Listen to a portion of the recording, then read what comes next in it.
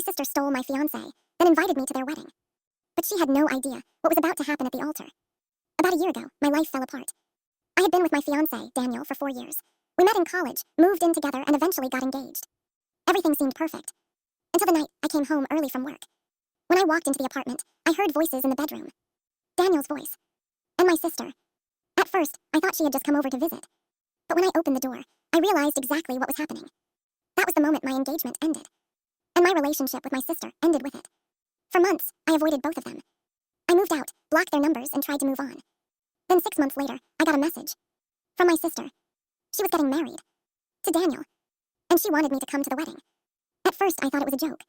But a few days later, a formal invitation arrived in the mail. My mom even called and said, "Please come, it would mean a lot to the family." I almost threw the invitation away. But in the end, I decided to go.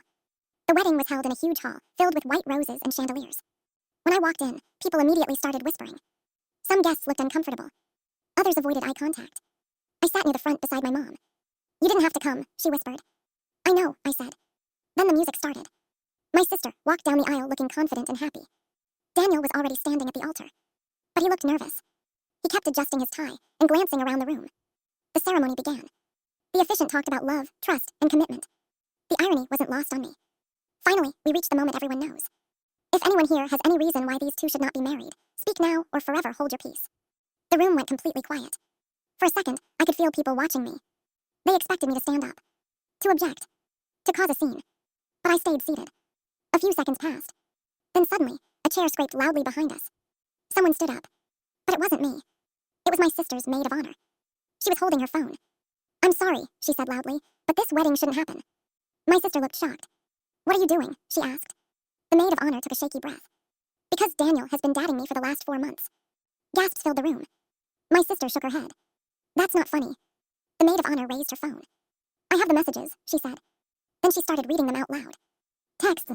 Photos. Plans to meet secretly. Proof. Right there in front of everyone. The room erupted in whispers. My sister slowly turned toward Daniel. "You told me you loved me," she said. Daniel didn't say a word.